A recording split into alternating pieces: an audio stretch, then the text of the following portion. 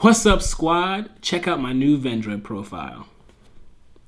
This is an upgraded list or updated list from before. A lot of the same things with a few changes because of the Extreme Forces pack and the ban list. We're just gonna get into this. Triple Slayer. He's a staple. The best thing about Slayer is honestly his float. And he's a pre-prep target. That's like the whole long and short of this card. Though right now is probably the best he's ever been at, and we'll get into that later. I guess I'll tell him separately. Then Chimera. When it was just Slayer and Chimera, you played Chimera a bit more, or some people still didn't play him. I played him more, but I dropped him down because we have Vendread Battlelord. Now, much more, honestly, more impactful than Chimera was.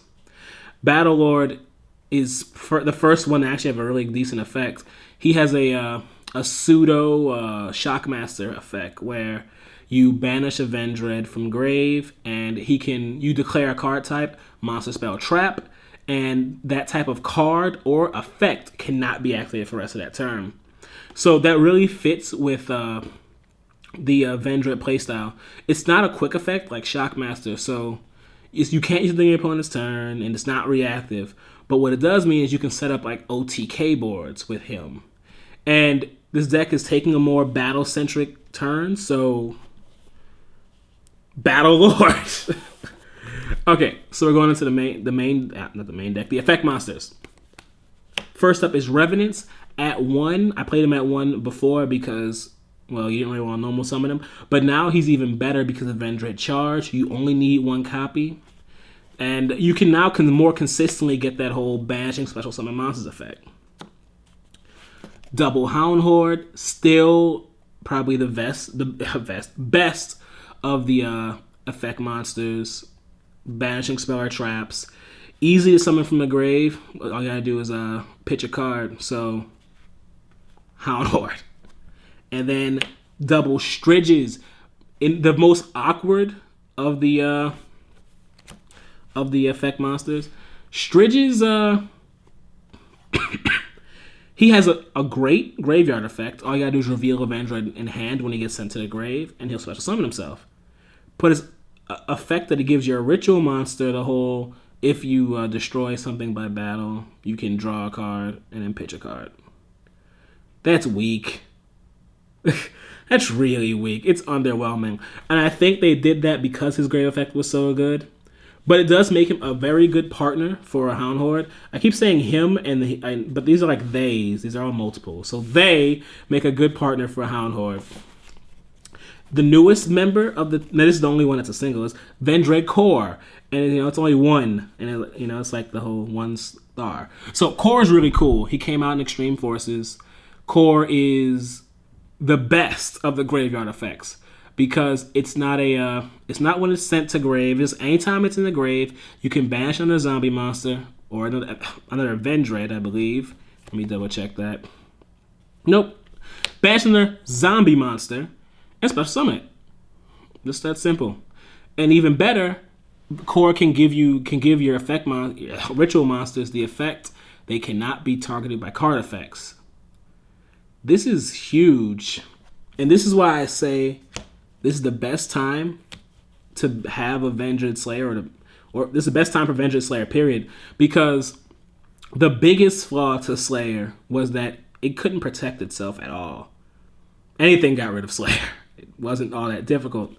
And now you can use Core and make him non-targetable. So now an optimal Slayer is Hound Horde, Striges, and Core. Yeah, Revenant, the whole banishing special summon monsters thing is cute, but what I found a lot of times, people just run over my Slayer in some fashion. They wouldn't even bother special summoning to do it. But being able to get rid of back row is great. That whole Striges effect is but you may draw something cool. But making him untargetable makes him very difficult to get off the board. So you can get more work out your Slayers. And then, if they out him, he'll get his float. So, you're still in a good place. That's all for the Vendreads. Now moving to Shiranui. The I wish we could play the deck without Shiranui, but we just can't. Shiranui work way too well with the Vendread strategy and zombie cards in general. I don't think we'll ever stop playing them until they just give us the really needed Vendread cards. And even then, we might still play them. So, Solitaire, he gets things started. Triple Spirit Master because of his effect on Banish. We have a lot of cards that will banish Spirit Master, like Swallow Slash and now Core, and Slayer himself. Spirit Master is just beautiful. And then double Unizombie. I dropped him to 2 because I don't really want to see him in my hand. Shit, in Solitaire at 3 gets the job done. Triple Mizuki, he's the lifeblood of all zombie decks. And arguably a little bit better than he used to be, which is crazy because how could Mizuki possibly get any better?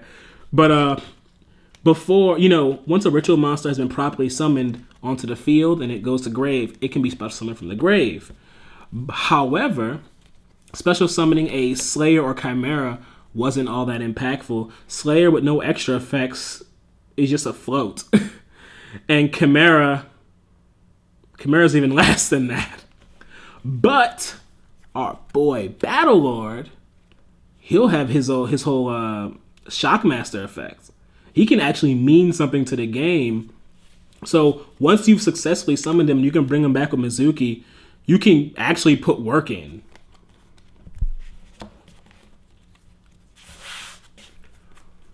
Spells. The most overtuned ritual spell in the game, Origin. You can ritual summon from the hand or grave. You can tribute from the hand or grave. It can protect your monsters. And it puts Slayer name so you can use pre-prep. This card's nuts. Too bad we only have 1. But we get to run pre-prep, so that's like running 6 of it. Still not enough, Konami, but pre-prep is the only card in this deck that really pluses. Well, I guess not the only one anymore, but it's the easiest plus in the deck. And it means a whole lot if you open this card. The other prep, thank you, ban list. So we're at triple Preparation of Rites. I ignored Preparation of Rites before because I didn't respect its ability. But once you've already gotten started and you have preparation, give me here, and you have an Origin Engrave, if nothing else, you can use Preparation of Rites to almost the same impact as pre-prep.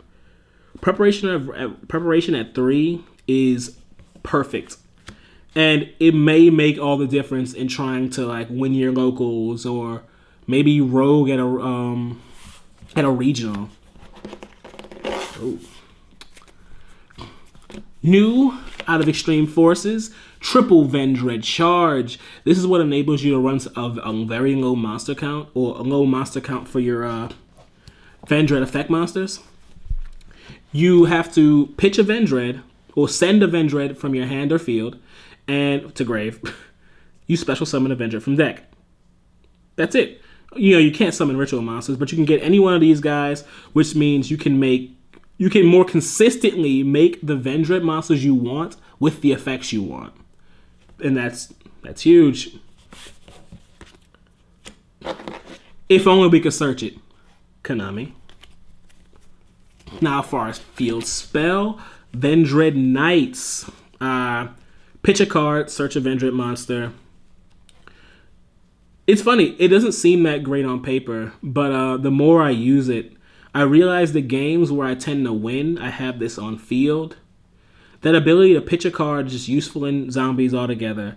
And being able to pick and choose which Vendreads you see, especially since even with the ritual monsters you run a low count, you can make more strategic plays. And Terraforming escape another ban list.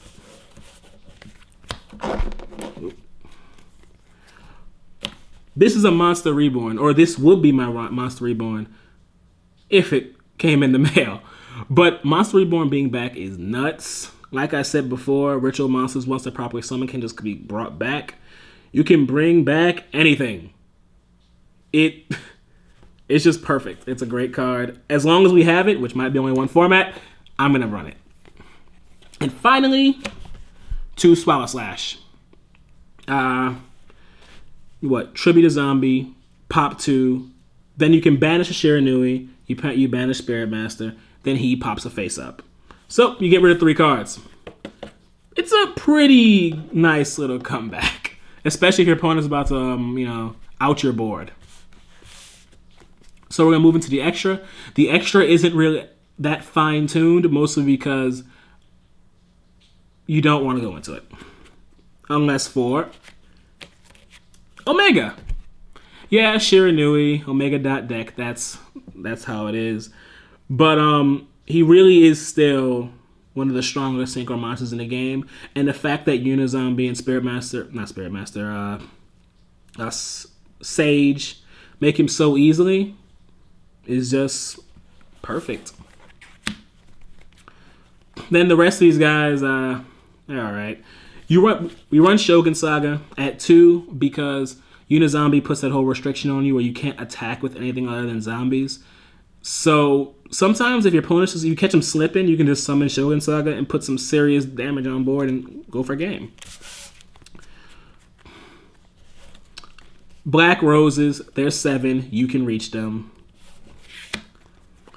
Our 8 Brigade outside of Omega. Void Ogre is a more interesting choice here because of the way this deck doesn't hold cards between Charge and where's Knight? And Knight, you're not gonna have a hand really. So might as well make some use out of it.